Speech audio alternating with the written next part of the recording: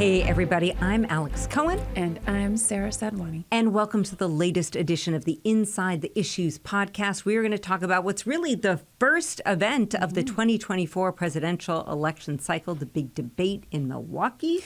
Absolutely. And we're also going to have to talk more about those LGBTQ plus kids and the protests surrounding them. Yep. And last but not least, a very busy week at City Hall. All sorts of conflicts starting to emerge there on City Council. We're going to dive into it all. Let's start with the Republican debate held in Milwaukee. I don't know about you, Sara, but I was saying, just a couple hours before the debate, I'm like, I feel like it's going to either go one of two ways. It's either going to be totally ho-hum or it's going to be fireworks. And I kind of feel like we got a little of both of those. Like I felt the first hour was total fireworks and I was eating my popcorn on that. And then like towards the end, it just became, and then I was like, I kind of want to go watch that thing on Twitter and X with Donald Trump and Tucker Carlson. Right. What did you make of it? Yeah, I mean, exciting, though, of course, the big player, Donald Trump, is not on that stage, right? Yeah. So this is all of the B-list actors, if you will, of the Republican Party, vying for number two, perhaps, or maybe trying to knock out Donald Trump. Yeah. So, of course, I think right off the bat, this is already, a farce to some extent of what the real playing field looks like for the Republican Party. Yep. So it was interesting. I think there's some really interesting things with Vivek Ramaswamy and the energy he brought. Certainly he came out using an Obama line talking about how he's the skinny kid with a funny name and yet then kind of pulling in like a whole Trump sort of motif of being the outsider and the entrepreneur. So I thought that was fascinating. Yeah, super duper fascinating. California also kind of played way more of a role than I thought. Footage of our streets in Los Angeles as they brought up the topic of crime and safety, which I want to talk about just for a moment because it was so fascinating when they started showing like, the streets of LA and everybody wants to leave our cities and how bad it is. And then Martha McCallum, she's putting the question. There was 1,000,001 questions I thought she was going to ask. And then it took this like weird turn towards, and COVID's to blame for it. And is it because of the shot? And I was like, wait, what? And kind of all the conversations that we've had here and that certainly politicians have had here about the criminal justice system and progressive politics and all the rest of it. It seemed like that would be the place that you would go, and certainly where some of the candidates went. But it was just a very odd moment. And then really strange and tragic coincidence. At the very same time that the second half of this debate was happening in Milwaukee, here in Orange County, there was a mass shooting at a biker bar. And at the time that we're recording this right now, we don't have the latest numbers, but it seems at least a number of people were killed tonight. And I had the opportunity to watch the debate with Orange County Supervisor Don Wagner. This happened in his district. He was here with us at Spectrum when this happened. And he said to me, look, this is it. Like, there's so many issues going on right now, right? The economy, we heard about abortion talked about tonight, education. He was like, for us here in California, crime and safety is front and center. And he said, and I don't think he's wrong, that this might be like the one Hail Mary hope that the GOP has of turning things around, because people are just too fed up. The smash and grabs, the mass shootings, all the rest of it. A lot of folks on the right see this as a real failure of California's progressive parties. And maybe this is an opening that Republicans haven't had in quite some time. Yeah, I mean, potentially, I don't know that that's for some. For some. I think that yes, and yet we're still in this larger debate stage, larger scene nationally. I don't know. I think there's going to be a real difference in terms of how that plays out locally, which is something we talk a whole lot about. And I think we'll talk a little bit about even tonight in terms of how it's playing out at LA City Hall and the funding for the LAPD. But nationally, I mean, I think there's so many pieces at play. It's so easy to take LA as the target of the Republicans, right? I mean, and I think that to me, that's what they were doing, right? Is look at LA, look at San Francisco. We don't want to be like them. So how can we distinguish ourselves from that? How LA gets to be the punching bag. And what a perfect opportunity to bring up a little segment we do here every week. We call it What's the Word? And the word this week, Sarah? Strategy. Right? Your Fox News and your strategy is you go with the B-roll of the streets of downtown LA to like show hell in America in, its living form.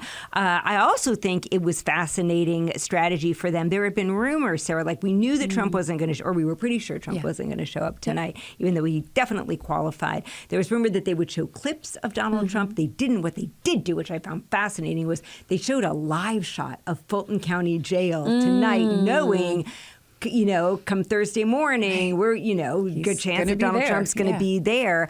So that was great strategy as a way to open the door to talk about Donald Trump. Donald Trump taking the strategy of why the heck would I show up on that debate stage with folks who I'm clearly trouncing in the polls at this time? I'm going to, instead of having whatever he might have had, all told, maybe 10 minutes of speaking time on that debate stage, I'm going to do 45 minutes with Tucker Carlson, who also I feel like they both have this aggrieved male, like, Tucker Carlson, look what happened to me. I was booted out of Fox, but look, I'm bigger and better than ever on X. And Trump has got that, I had the election stolen from me, but I'm going to be bigger and better than ever than 2024. It was kind of like the perfect food and wine pairing to have that strategy of Tucker Carlson. I like that, food and wine. Yeah, and yet at the same time, right, I thought it was really interesting to see how the different candidates that were on the debate stage were positioning themselves either as Trump 2.0, right? I'm Trump without the indictments as a Ron DeSantis type of person. Pence saying, I'm more conservative than anyone. Look at me. I'm the most conservative man in the room. And Nikki Haley, I thought, really performed very well. Took the first swipe at Trump. She sure did. And it was fascinating to really see her kind of going after Vivek Ramaswamy, standing up for herself, talking about the importance of women, signaling Margaret Thatcher, taking a different approach on funding for Israel, on support for Ukraine, even on abortion. And I thought that was really an interesting and great strategy because the Republican Party continues to push this line on all of these issues. And yet when we look at national polling or state by state on this abortion issue in particular, she's saying, hey, I'm pro-life, but I don't support bans against on abortion, on rape, incest, and the welfare of a mother. I think that's really interesting because she's playing to where the public actually is. Yeah. Whether or not that's not going to get her the top slot, I don't think. But it's an interesting strategy. It's an interesting strategy, and maybe it could work as a secondary one. That's certainly going to speak to some of the more college-educated, perhaps a slightly more moderate Republicans who still are okay with Trump.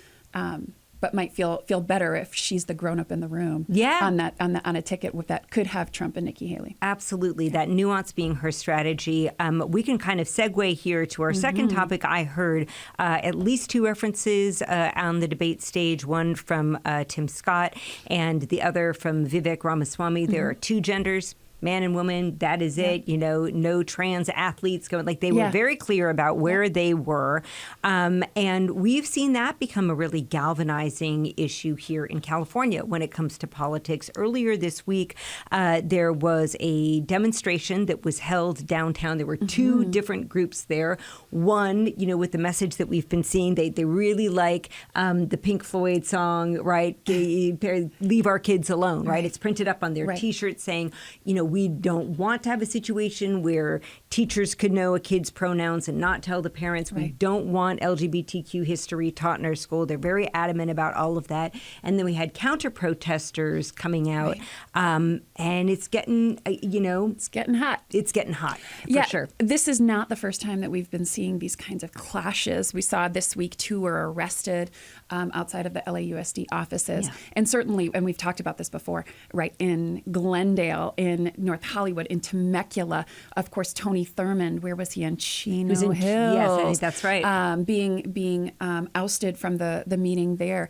So this is an issue that keeps rearing its head. I think some interesting pieces here is in every single one of these, we get reports after the fact that these are not actually parents from the district. These are outsiders, folks who are also showing up to Proud Boys rallies and other things, really stoking these fears It's and a strategy, right? Like if you want to get this country, when you see that, especially here in Southern California, the right might be losing its hold, whatever it might have had on the electorate. Parental rights is one of crime and safety for sure, but it is a real buzzword right now, and it is fascinating. Some interesting threads and reporting out there on one gentleman who's got 16 different aliases in different places, who's online on social media taking a kind of, patting himself on the back. Look at all these places where I got this school board member voted out and this curriculum changed, and he doesn't have a child, which I will say doesn't mean that you can't be invested in the right. Sure. It shouldn't be that parents are the only ones who could weigh in on parental rights. Like maybe you're going to be a parent. But I think he presents himself as heading a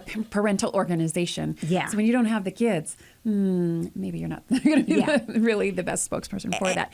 And the real, well, go ahead. No, please.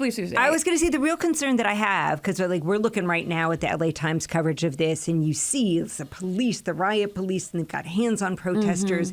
And, we've seen these situations grow violent, and that's my real concern, is when does it get to the point that ideological differences over these hot button issues result in violence, which is exactly what we've also seen this week. There was a woman owns a shop in Studio City, one in Lake Arrowhead, had a rainbow flag outside of her door and was fatally shot. Yeah. And it seems very likely, based on some of the posts that the suspect posted online, that it was her views on LGBTQ rights that cost her her life. And when it gets to that point... Yeah, there's just no place for that. No.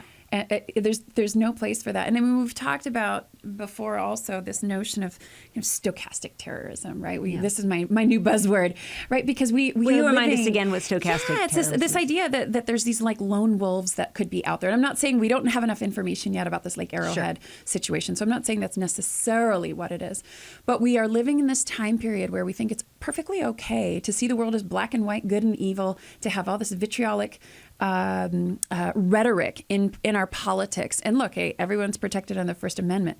But that doesn't mean that it's okay to go and murder a woman because of her views, because she's got a flag flying outside. It doesn't mean it's okay to go try and lock up and kidnap Paul Pelosi, right? These are the kinds of activities that we're starting to see more and more of. And we have to be vigilant about this at some level, right? We have to come back to a place where we can say, hey, we can agree to disagree, and we don't have to hate each other. We don't have to want to go out and murder each other. And I'll say, I'll bring it back to what we were talking about earlier. Maybe that is a way where crime and safety is also an issue that motivates people, but in a very different way than smash and grabs and whatnot. I will say, I will out myself here for a moment. I have a trans kid. When he came out to us as a symbol of our support for who he is as a human being and whoever he decides to love, we had a rainbow flag that we put up on the flagpole in front of our house, and not long after, someone stole it. And we have video we have a Ring camera, so we actually have very clear footage of a guy coming up and ripping it down. And I've been the victim of burglary before and stuff. There was nothing that quite hit me. A flag's a flag. You can replace it for $20. Right, but it's not just a flag. It wasn't just a flag, and the not knowing it was this a stunt? Was this a dare? Was this someone, what was this all about? Right. And the notion of thinking that, I felt like, well, okay, it was just theft, but no one got hurt. And when I actually tried to report it, it can't be reported as a hate crime, that particular. Now, if there were violence involved, then it would be. Or a note left of some sort. Right. Mm-hmm. But to think that, what is the line that moves it over into violence is a real question that I have. Yep.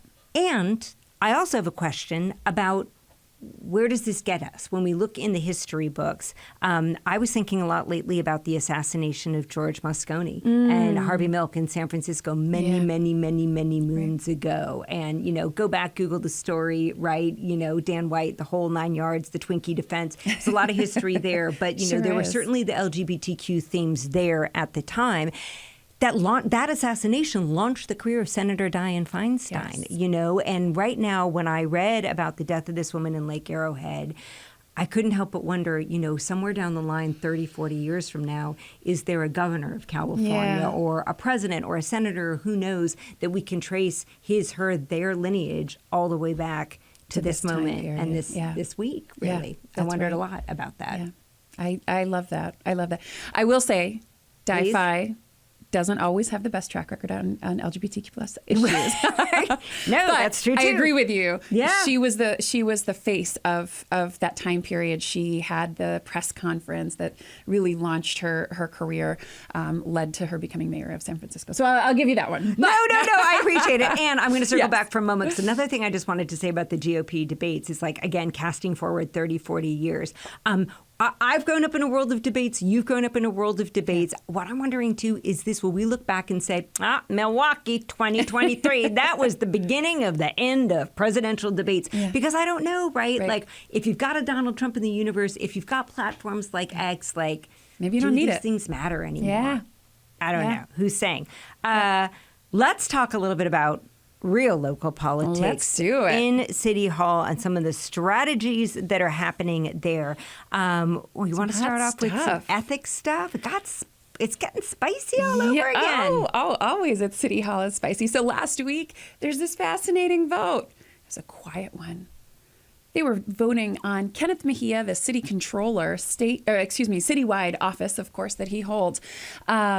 Gets to nominate someone to be on the City Ethics Commission. Yeah. He had a nominee. Her name was Jamie York. And interestingly, in this fascinating moment, they had a motion to approve. Councilwoman Monica Rodriguez says, almost mumbled, like I had to go back and listen to it once or twice, that she amends the motion to disapprove, seconded by Marquise Harris Dawson, sitting in the president's chair in that moment. Everyone votes unanimously to disapprove of this nominee. It was a fascinating moment. No discussion, no commentary, just bing, bang, boom, and done. In the last week since then, of course, Jamie York herself has been taking to, I keep calling it Twitter, but X. She was, it's all right. We all know what you're talking about. Yeah, exactly. Taking to Twitter to some extent. A couple LA Times articles and editorials coming out like, what happened here? No one is really talking about it. Hugo Soto Martinez has come out and said, well, she's against the unions. She wants these changes to how we identify lobbyists. And she was coming after unions, wanting them to register as lobbyists. That's a problem. So that's why I voted this way. And this week in City Hall, folks were just going wild on Soto Martinez, on the whole city council. Like, how could you do this? I'll say a few things on this. Please do. What was the strategy? What Everyone voting was that strategy? And it definitely looks like you would think that people knew this was coming, right? Like, it was just done so quickly, no discussion, no transparency on this. So it looks orchestrated to some extent. Yeah.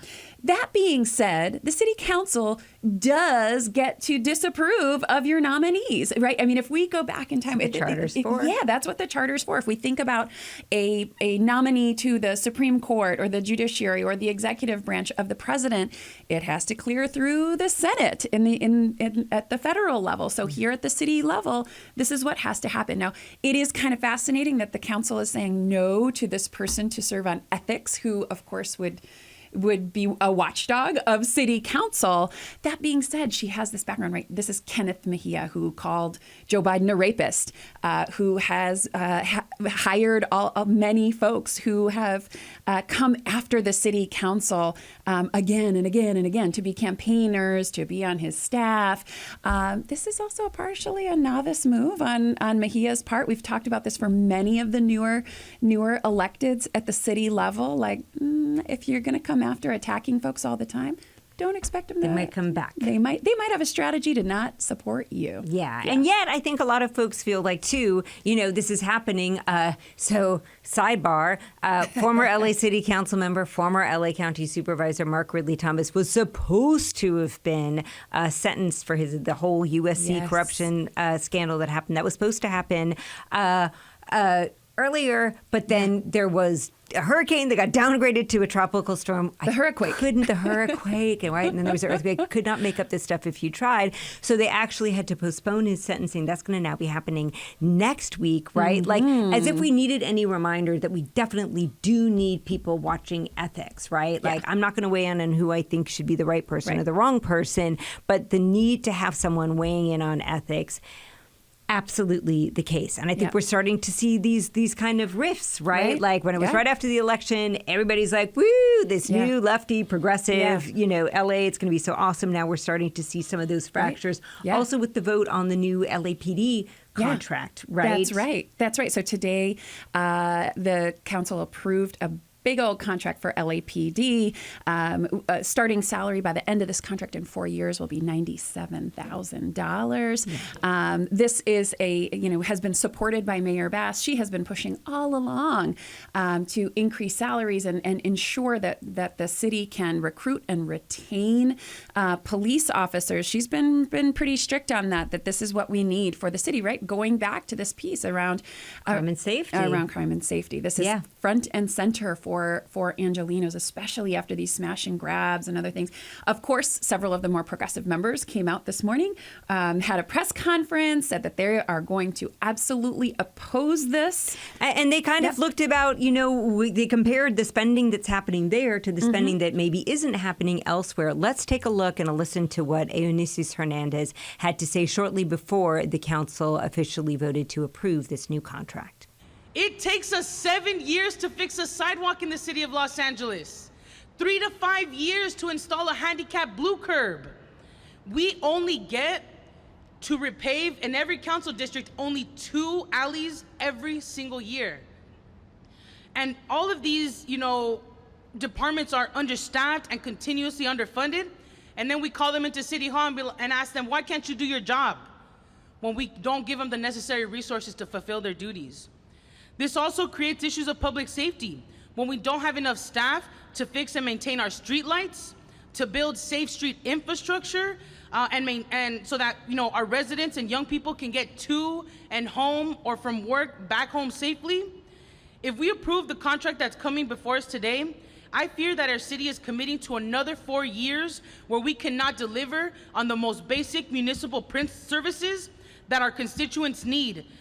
Again, Sara, I think a lot about what's the strategy here? Clearly, Eunices Hernandez, Hugo Soto Martinez, others very clearly, hewing to the beliefs that they campaigned on, right? That's one strategy. And yet, if you're clearly going against others on the council, Mayor Bass, right? Tim McCosker, who used to represent the LAPD union and is now a council member. I mean, it's all so complicated. It's dizzy, right? Is it this awkward moment where one day you're going to be standing next to each other in front of the press being like, woo, we worked together on this project, and the next day you're like, nope, I do not approve of what you're doing at all. Yeah, I mean, I think it's okay to agree to disagree on issues.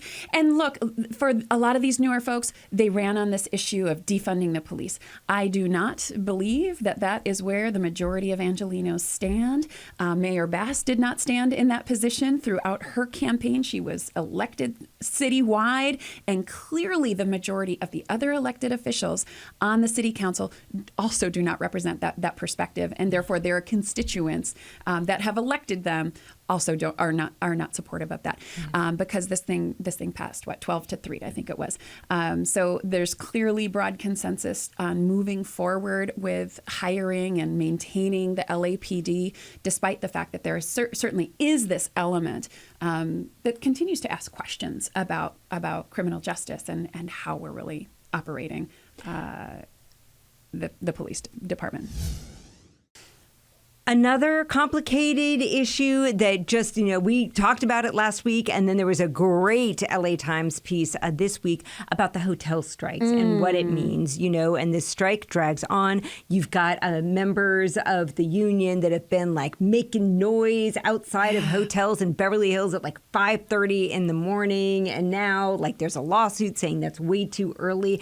And it's put people in these really interesting positions. We talked about this last week, and then this Times piece came out. I thought it was so interesting, where it talked to guests at some of these hotels. And one of them were like, oh, I didn't know that the strike was happening. I came from the other part of the country. My dad's a union guy. I feel terrible. But then, what do you do if your hotel is non-refundable and you've saved up all year from this vacation? To come to LA, right. Ooh, I mean, it's a great strategy by the hotels employees to make people feel very complicated and complex. But one hotel guest was thanking the hotel for blasting Taylor. She was a Swiftie who had come to stay at a hotel, and the hotel was blasting Taylor Swift music to drown out the protesters. Yeah.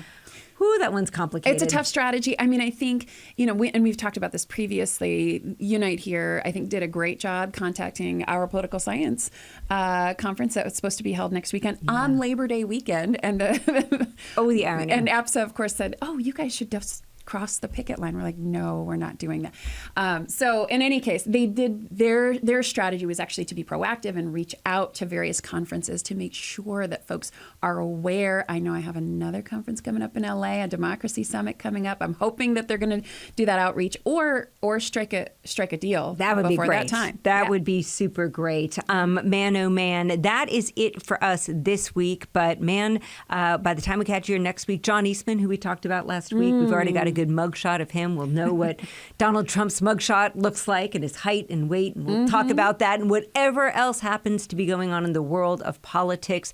If you've not yet subscribed to our podcast, please do so. If you're just listening, watch us on YouTube. It's this whole other experience. You can do so for free. Tell your friends about it. Share your thoughts with us on social media. I am there at Alex Cohen in LA. And I'm at Sara Sadhwani. We'll catch you here next week. The Inside the Issues podcast is a Spectrum News One production. Hannah Kokish is our producer. Nathaniel Leathers is our editor. The executive in charge of production is Jeff Shore.